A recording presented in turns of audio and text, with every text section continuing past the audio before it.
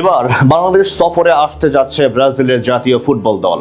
Neymar, ভিনিসিয়াসদের আগমনে যেখানে আনন্দের জোয়ার বইবে ফুটবল পাগল এই দেশে, যেখানে 5 বারের বিশ্ব চ্যাম্পিয়নদের এই সফরের ফলে সারা দুনিয়া চিনবে লাল সবুজের এই ভূখণ্ডকে।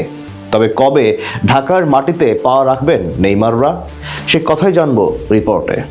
শেষ হয়ে গেছে 2026 ফিফা বিশ্বকাপ। বল পায়ে যেখানে নিজেদের আধিপত্য দেখাতে ব্যর্থ হয়েছে ব্রাজিল, উত্তর আমেরিকার 3 দেশে অনুষ্ঠিত এই বিশ্ব আসরে যেখানে রাউন্ড অফ 16 বাদ পড়তে হয় ইটালিয়ান কোচ কার্লো আনচেলত্তির শিষ্যদের। তবে এমন হতাশ করা পারফরমেন্সের পর এখন আসন্ন কোপা আমেরিকা ও 2030 বিশ্বকাপ নিয়ে ছক সাজাতে হবে সেলেসাওদের। কেননা প্রতিযোগিতামূলক ফুটবল দুনিয়ায় টিকে থাকতে যথাযথ পরিকল্পনার কোনো বিকল্প নেই সেলেসাওদের সামনে।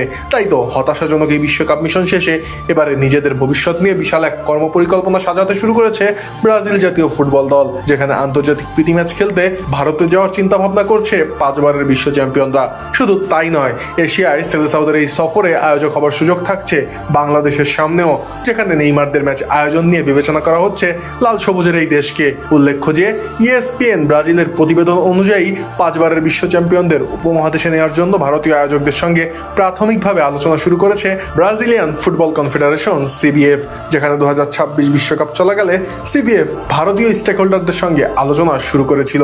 বিশ্বকাপ চলাকালে ভারতীয় ভক্তদের উন্মাদনা ও ব্রাজিলের প্রতি বিশাল সমর্থনের কারণেই মূলত তারা ভারতে খেলার ব্যাপারে আগ্রহী হয়। সেপ্টেম্বরের শেষ থেকে অক্টোবরের শুরুর দিকে ব্রাজিলের 3টি প্রীতি ম্যাচ খেলার কথা রয়েছে।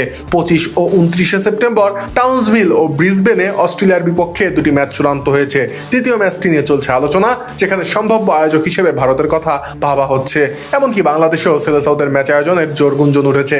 আয়োজক হওয়ার দৌড়ে আছে সিঙ্গাপুর ও কাতারও। যদিও তৃতীয় এই প্রীতি ম্যাচটিতে ব্রাজিলের প্রতিপক্ষ কে হবে তা এখনো চূড়ান্ত হয়নি। তবে ভারতে ম্যাচটি অনুষ্ঠিত হলে, কলকাতায় এর আয়োজন হলে সেটি হবে ব্রাজিলিয়ান ফুটবলের সঙ্গে শহরটির ঐতিহাসিক সম্পর্কের এক বহিঃপ্রকাশ। কেননা 1977 সালে মোহনবাগানের বিপক্ষে নিউ ইয়র্ক কসমোসের হয়ে কিংবদন্তি পেলে ইডেন গার্ডেন্সে খেলেছিলেন। এমনিতে ল্যাটিন ফুটবলের এই পরাশক্তিদের আন্তর্জাতিক ম্যাচের আয়োজক হতে পারলে তা হবে বাংলাদেশের ফুটবলের জন্য এক অন্যরকম মাইল ফলক। কেননা ঢাকার মাটিতে মার্কুইন হোসের দল পা রাখার সাথে সাথেই গোটা ফুটবল দুনিয়ায় ছড়িয়ে পড়বে বাংলাদেশের নাম, জানতে পারবে ফুটবল নিয়ে বাঙালির দারুণ সব উন্মাদনার গল্প।